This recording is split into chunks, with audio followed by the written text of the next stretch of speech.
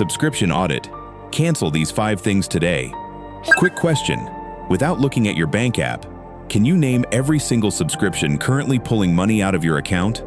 Most people can name 3 or 4. The real number is usually 7, 8, sometimes more. And somewhere in that list is at least one thing you forgot you even signed up for. A free trial from 14 months ago that quietly turned into a real charge. A streaming service you haven't opened since a show ended.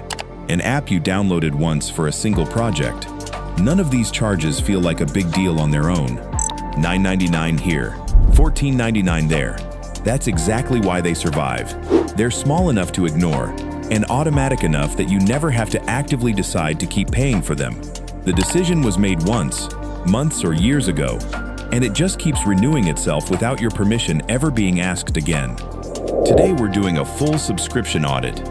I'm going to walk you through exactly how to find every recurring charge you're currently paying for, the 5 categories of subscriptions that are almost always safe to cancel, and how to actually build a system so this never quietly creeps back up on you. By the end of this video, you're going to know exactly how much of your money is on autopilot and how to take control of it in about 20 minutes. Let's get into it. Why subscriptions are designed to be forgotten. Before we get into the audit itself, it's worth understanding why this is such a universal problem and not a personal failing. Subscription businesses are not accidentally hard to cancel or easy to forget about. That's the business model. The entire value of a subscription, from the company's side, is what's sometimes called low-friction acquisition, high-friction cancellation. Signing up takes 10 seconds and 1 click. Canceling often requires navigating 3 menus, a retention offer, sometimes even a phone call. That asymmetry isn't a UX mistake. It's deliberate, because companies know that a huge share of subscribers who intend to cancel simply give up partway through the process or forget to ever start. On top of that, subscriptions are billed monthly or annually, meaning the charge blends into your statement as just another line among dozens of others. A one-time $120 purchase would get scrutinized.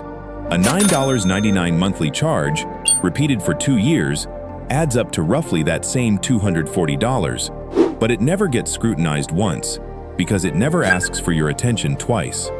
This is why almost nobody actively decides to keep paying for old subscriptions. They just never actively decide to stop. And that distinction, passive continuation versus active choice, is exactly what we're going to fix today. There's also a psychological quirk working against you here, separate from the design of the apps themselves. Once you've paid for something for a while, your brain starts treating that payment as a kind of default, almost like a bill you're supposed to have, similar to rent or electricity. A $15 streaming charge that started as a discretionary choice slowly gets mentally filed alongside your genuinely non-negotiable expenses, even though nothing about it actually became non-negotiable. It just became familiar.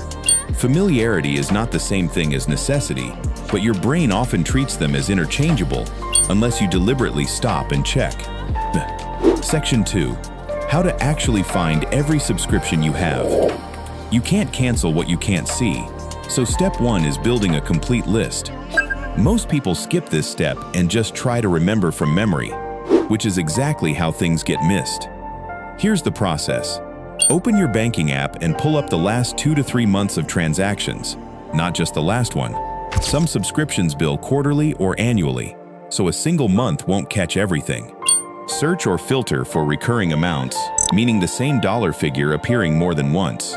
Do this across every card and account you have, including any old cards you might still have on file somewhere, because forgotten subscriptions love living on forgotten cards. Next, check your phone's subscription manager. Both the App Store and Google Play have a dedicated subscriptions page that lists every app-based recurring charge in one place, which most people have literally never opened. Finally, check your email. Search for words like receipt, renewal, or your subscription, and you will almost certainly find at least one confirmation email for something you completely forgot existed. Write every single one down in a simple list: the service name, the monthly cost, and the last time you actually used it.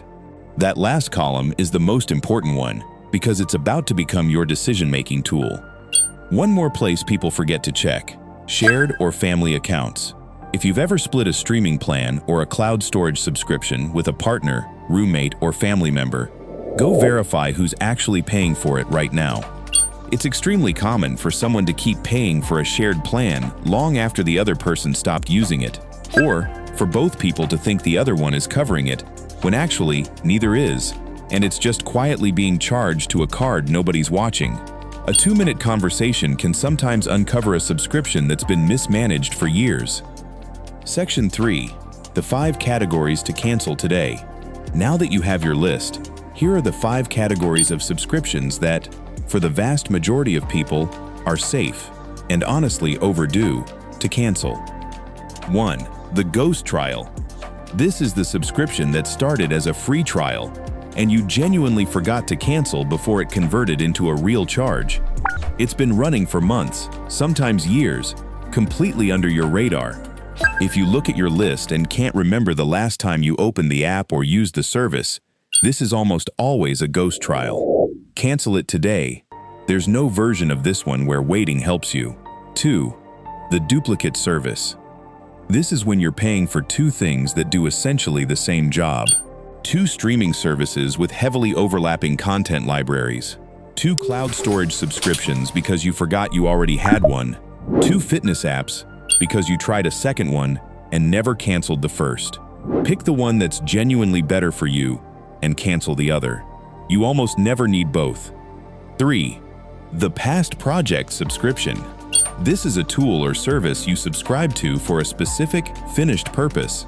A design app for a project that wrapped up months ago. A course platform for a class you already completed. A resume builder subscription from a job search that ended when you got hired. The project is over. The subscription doesn't know that. Cancel it. 4. The unused premium tier. This is when you're paying for the top-tier plan of something, but genuinely only use the basic features. Extra storage you're not close to filling, advanced features you've never opened, a family plan where you're the only one actually using it, downgrade to the tier that matches your actual usage. You'll often keep 80% of the value for a fraction of the cost. 5. The guilt subscription. This one's a little different. It's not about a service you forgot. It's a service you remember perfectly well and keep paying for out of guilt rather than usage. The gym membership you haven't used in 4 months, but keep paying because you feel like canceling means giving up. The news subscription you feel like a responsible adult should have, even though you read maybe 1 article a month.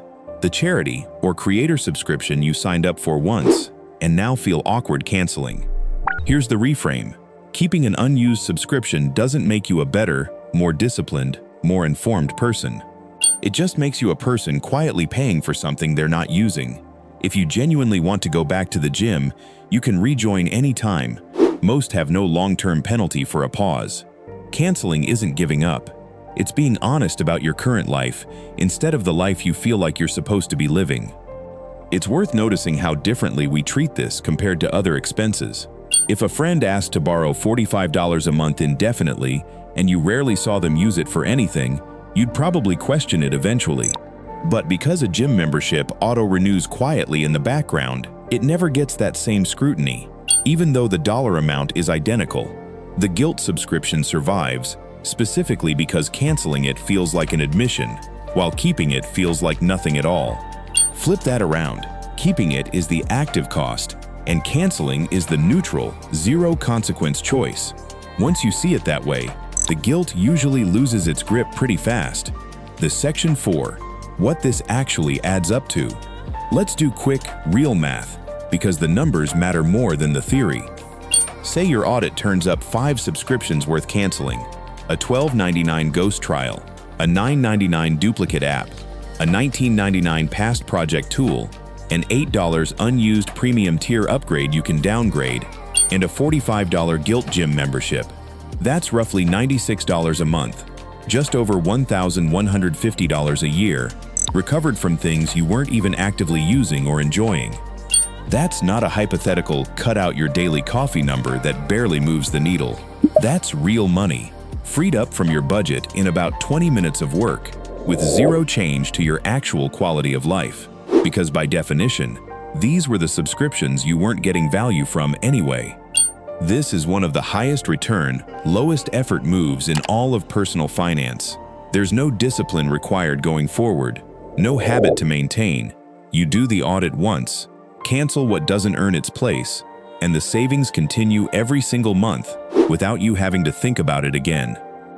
Compare that to almost any other budgeting advice you've heard. Cutting your grocery spending requires ongoing willpower every single time you're at the store. Reducing takeout requires resisting temptation multiple times a week, indefinitely.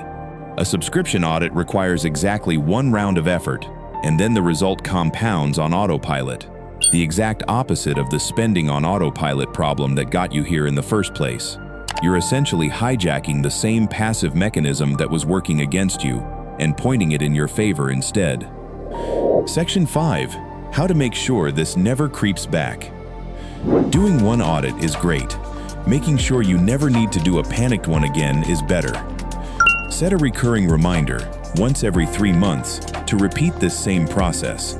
Subscriptions creep back in constantly. A new free trial here, a forgotten renewal there. A quarterly 5-minute check keeps the list under control instead of letting it balloon again over a year or two. Put it right on your calendar, the same way you'd schedule a bill payment or a dentist appointment. Treat it as a real recurring task, not a someday idea. The people who actually keep their subscriptions in check aren't the ones with more willpower. They're the ones who turned the check itself into a scheduled habit instead of relying on remembering to think about it. Whenever you sign up for a new free trial, immediately set a reminder for 2 days before it converts to a paid charge, not the day of, because by then, it's often already too late in the billing cycle. This one habit alone eliminates almost all future ghost trials before they ever start. And finally, consider using a single card, even a virtual card if your bank offers one, specifically for subscriptions. When everything recurring lives in one place, your monthly statement for that card becomes an instant, complete subscription list every single month, instead of something scattered across multiple accounts that you have to hunt down. One more tactic worth mentioning. Before you cancel something you're genuinely on the fence about, try calling or messaging support and simply asking what they can offer to keep you.